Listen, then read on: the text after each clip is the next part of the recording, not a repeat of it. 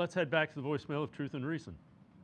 This is Wayne Gibson from West Virginia. I've seen some stupid things before, but the Browns' stupidity or Haslam's stupidity or Barry's, either one, ceases to amaze me. They hire Monken as a head coach, then they can't understand why Schwartz is pissed he didn't get the job and announced he's leaving, which now will piss off Garrett and Ward and probably the majority of the defense. It would not surprise me if these two demand a trade. They freak things up so bad that they now need, along with the new head coach, the new offensive coordinator, the defensive coordinator. You just cannot make this stupid up. And I've reached the end of my line with the Cleveland Browns. As always, appreciate all the voicemails. Jimmy, what do you think about Schwartz leaving? Now, there's a lot of talent on that side of the ball, but the guys have skill sets that are specific to Jim Schwartz's defense.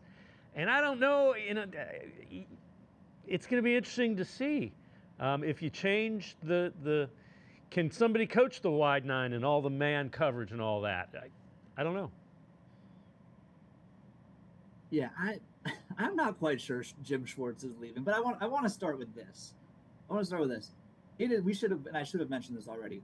It is totally fair to question, in ridicule even, the Browns' process for arriving at Todd Monken, right? The search was trending toward a young candidate. I think that's fair to say. There was a lot of gas around Grant Udinski.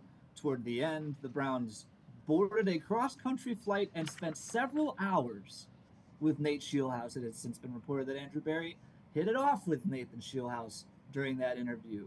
I think Andrew Berry wanted to hire Nathan Scheelhaase. I think Nathan Scheelhaase wanted his own defensive coordinator.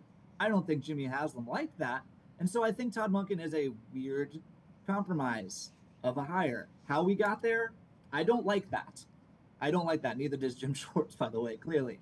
I'm still open-minded to the fact that Todd Monken can succeed as a head coach if you give him a quarterback, which is the same as you can say with literally every single coach. Bill Belichick has a losing record, 2 playoff appearances, 1 playoff win without Tom Brady. That's just how the game goes, okay? But the process, totally fair to question, totally fair to ridicule. That's what people are upset about here. That's what Jim Schwartz is upset about. Jim Schwartz thought he was getting this job, and then the Browns told him, actually, we're going to hire somebody who I actually think he would have been able to digest if you're hiring the next Sean McVay or whatever. I think he would have digested that a little bit better than hiring, we're going to hire a different late 50s guy. I feel like to him, that feels like a little bit of a slap in the face. A guy who's never been a head coach at that. That should be a huge advantage for him, particularly in his mind in these conversations. And it is a gross miscalculation of the situation for the Browns to do that and not expect Jim Schwartz to get upset about it and try to get his way out here. But do we really think the Browns didn't anticipate Jim Schwartz getting upset? I think this is one thing I will give Andrew Berry credit for. He causes a lot of he makes a lot of messes. He's made a lot of messes in his time as Browns GM. He's pretty good at steering through the debris in handling these situations. I look back at last year, the Myles Garrett trade request is a direct result of the failures of Andrew Berry's roster building and the Browns' failure to set a consistent culture and the Browns' failure to win football games.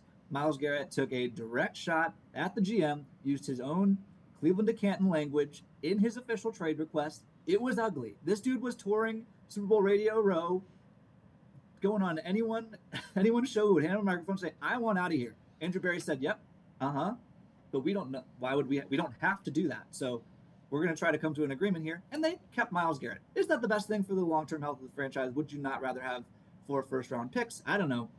But if the goal is to keep Myles Garrett, Andrew Berry achieved his goal. We're kind of in a similar situation here, right? Jim Schwartz is super mad. The Browns passed him over for a head coach. He's telling everybody, I'm leaving. People are freaking out. Oh, my God. Not only did you not get the head coach you wanted, but you hired a coach who you thought would retain the coordinator, and now the coordinator that you kind of based this hire around is leaving, and the world is falling, and Jim Schwartz is still under contract for next year.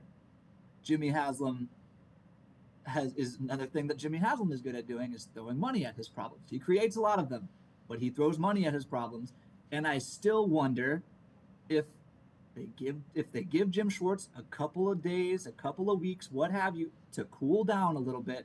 He recognizes that like Myles Garrett did last offseason, this isn't the NBA. NFL teams don't make personnel decisions, roster or otherwise, that they don't want to make when they say the option is there to block the other teams from interviewing him. Teams will use that. They will weaponize that. And Jim Schwartz might come to understand that, okay, this is still one of the most talented defense I could possibly coach. I'm going to have a raise in front of me. They might throw him a promotion of like assistant head coach or something like that, that maybe they can sell to him that, hey, this will help you get a head coaching job down the road, and maybe even dangle that carrot a little further. I don't know if this would be smart, but they might even also say, hey, if Tom Huggin doesn't work out, you'll be on our list again. We're the only team that's hired you for, or that's interviewed you for the last 2 head coaching jobs that we've had. So we're clearly very fond of you. I just think that there's a way where they can not douse this fire, but tame it. And then this whole like is Jim Schwartz is going to come in and hold a grudge for a year and sabotage the defense. You can't retain a coordinator who's mad. Like, time heals, money heals, and the Browns created this mess, but they have had success in managing the messes they've created recently.